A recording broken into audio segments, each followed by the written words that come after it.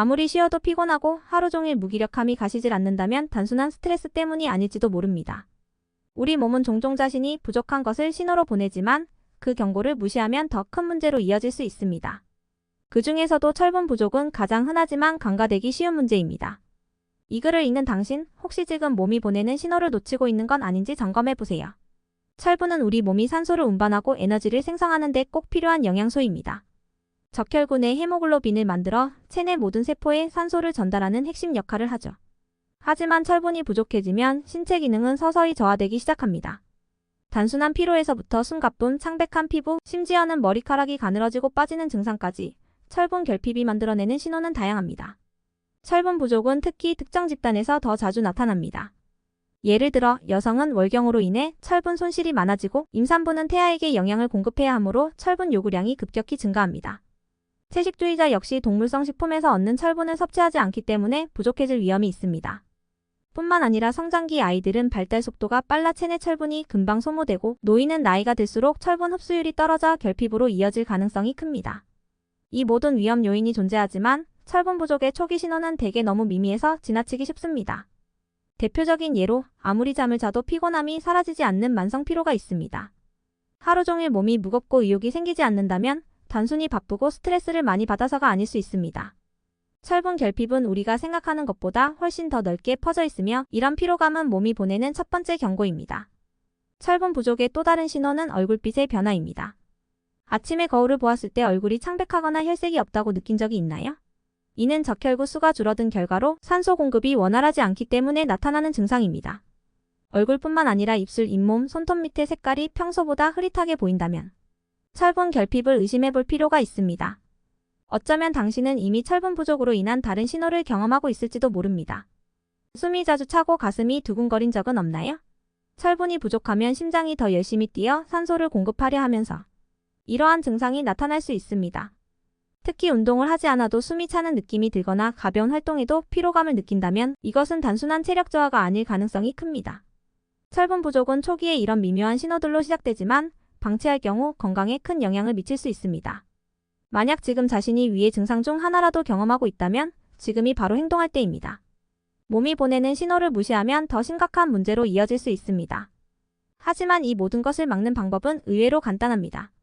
중요한 것은 신호를 놓치지 않고 철분이 부족하지 않도록 주의를 기울이는 것입니다.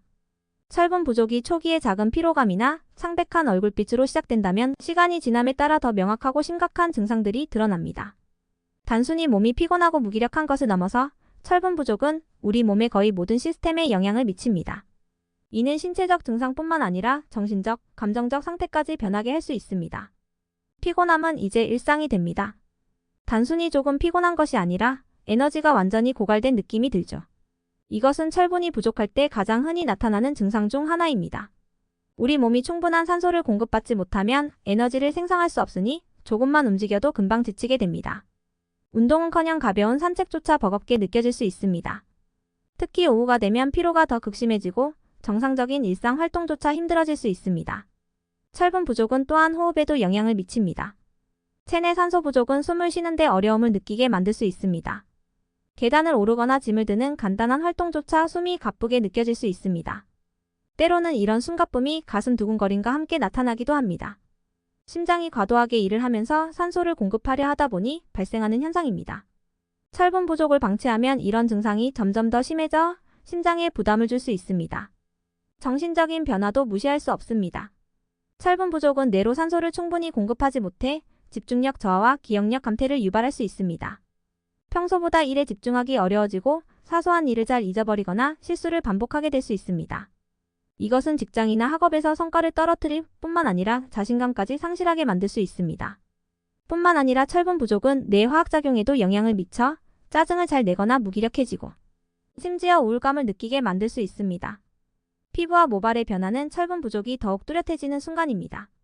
피부가 창백해지는 것을 넘어서 모발도 가늘어지고 쉽게 빠지기 시작합니다. 철분 부족은 모낭으로 가는 산소 공급을 줄여 머리카락의 성장 주기를 방해합니다.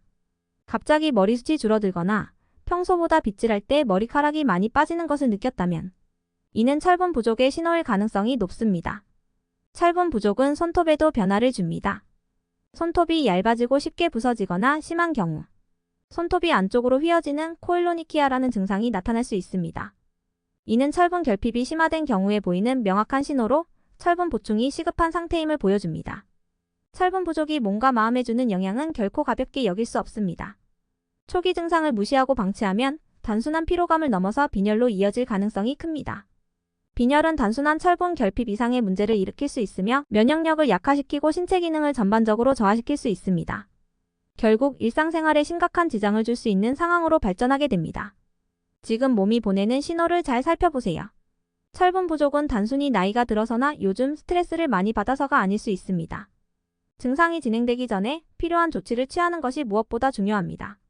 철분 부족으로 인해 나타나는 증상을 무시하거나 대수롭지 않게 여긴다면 상황은 더욱 악화될 수 있습니다. 단순히 피곤함이나 창백한 얼굴빛 같은 초기 증상은 시간이 지나며 더 심각한 결과를 초래하게 됩니다. 방치된 철분 부족은 몸의 전반적인 시스템에 걸쳐 영향을 미치며 때로는 치명적인 결과로 이어질 수도 있습니다. 철분 부족을 방치하면 가장 먼저 철분 결핍성 빈혈로 발전할 가능성이 높습니다. 빈혈은 단순히 피로감을 느끼는 것을 넘어 체내 산소 공급이 지속적으로 부족한 상태로 신체 전반의 기능을 저하시킵니다. 이로 인해 심장은 더욱 무리하게 산소를 공급하려 하기 때문에 장기적으로는 심혈관계에 큰 부담을 줍니다. 가슴이 두근거리거나 숨이 가빠지는 증상이 점차 더 빈번해지며 심하면 심장 비대나 심부전으로 이어질 수도 있습니다. 뿐만 아니라 면역력 저하 역시 철분 부족의 주요 결과 중 하나입니다.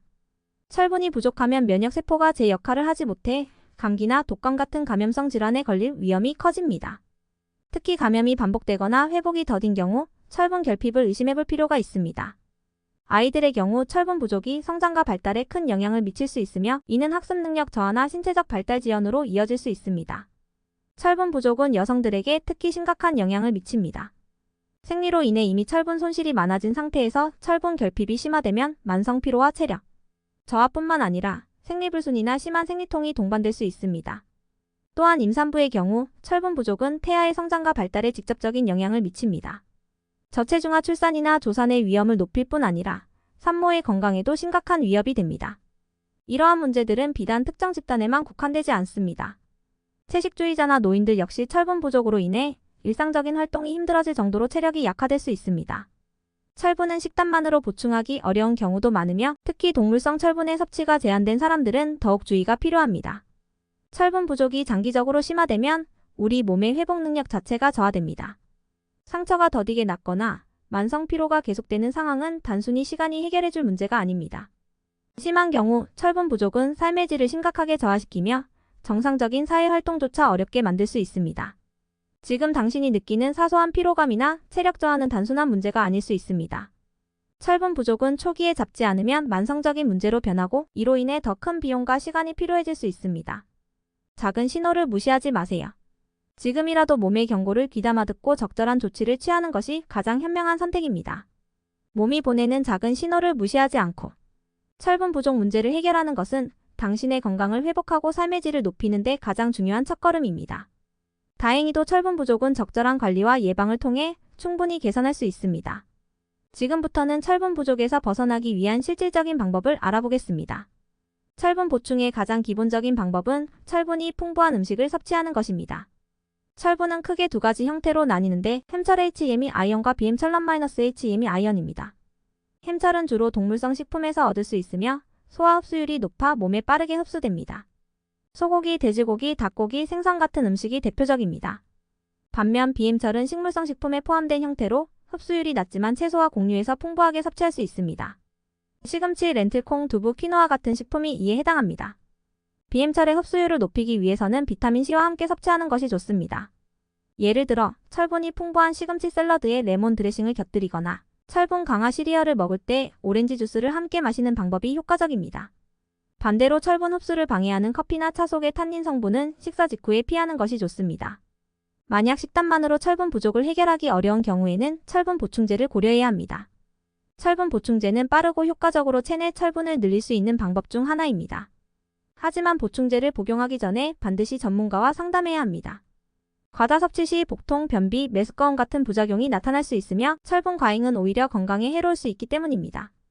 특히 철분 흡수가 어려운 기저질환이 있거나 임신 중인 경우 개인의 필요에 맞는 적절한 용량과 형태를 처방받는 것이 중요합니다. 예방은 치료보다 훨씬 더 간단합니다.